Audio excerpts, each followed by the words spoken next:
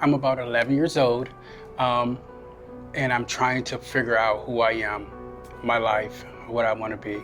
I have two older brothers who were into sports, into women, girls, teenagers at the time, into life, into, hanging out, partying, selling drugs, doing what they needed to do. So, and I was a complete opposite.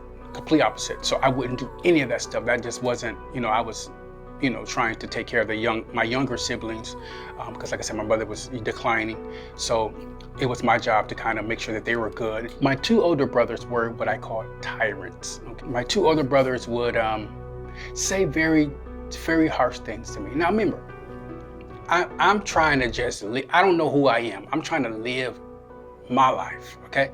I am a teenager in Flint, Michigan, just trying to, navigate the world. Remember, I got school, you got your mother who's mentally ill, your father who's about to get a kidney transplant, your relatives who are, in poverty. It's just so much stuff. You got the drugs on the street, prostitution happening on this corner. You got, this guy trying to sell you drugs.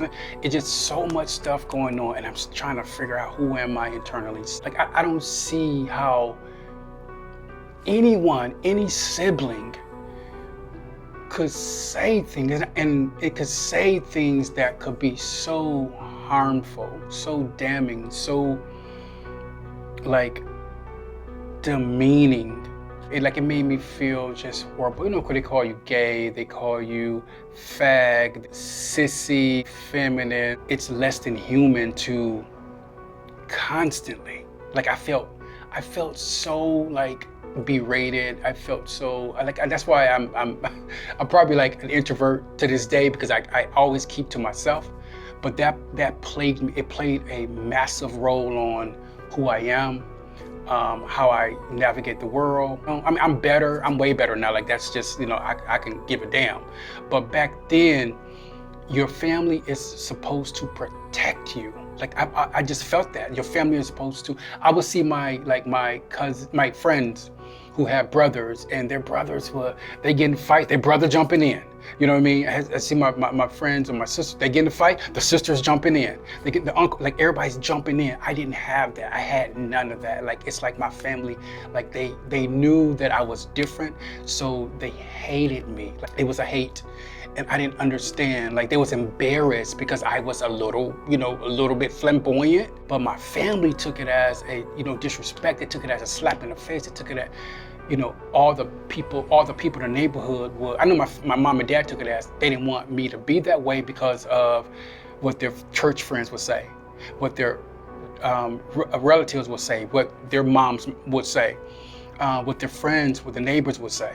And I know that same spirit took on to my siblings, because then they began to say, not want me around because you're doing this, you're acting like this, you're this way. People may think this, people may think that. And I just didn't get, I was just being me, like most kids do. They just being them. No one asked. I never said, God, I want to come into this world and be this way so I can do this and do that and be that way, and it disrupts people's lives. No, never, not one time. For years, I hated my two older brothers. This wasn't fun. This was evil. This was malice. This was, you're different, and I'm gonna show you you're different. And this is what I'm gonna do to you. Whether it's fighting you, whether it's calling out your name, whether it's calling out your name in front of your friends, in front of their friends, and having their friends say the same thing to you. Who does that? That's the worst thing possible. You know what I mean? To have your friends say the most ignorant, homophobic things to your sibling. That hurt. That shit hurt. Of course, I would always talk to God, what's the point? Why would you make me this way? Why would you make my life so different from everybody else? Everybody else was the same. Parties, drugs, alcohol, sell drugs, party, drugs, alcohol, party, drugs. Everybody did the same thing. Skipped out of school, forget high school, just on the streets, whatever. But I never wanted to do that. So I had thoughts of suicide. I'm not even gonna lie. I had thoughts of I gotta get the hell out of here. And the only way I could get out is to not be here anymore. Mom is crazy, dad is sick, siblings are, running amok, foster homes over here. You know what I mean? It's just so much stuff, like, as a kid to deal with. Who deals with all that? And still trying to fit in your body, fit in who you are, fit in your purpose, fit in who you think God called you to be. And don't get me wrong, I do understand that everybody has their crosses to bear. I get that. But my cross was out in the open. It's similar to being black. You know what I mean? You can't hide it. It's out in the open, and everybody is, is privileged to see it. So that means you have to either confront it or you have to just push it to the back. And that's what I did. So I began to act different. I began to suppress certain things. I began to suppress my personality. I began to walk a certain way. I began to talk a certain way. I began to move in the world a certain way based on what y'all thought I should do. I wore certain things based on what you thought I should wear.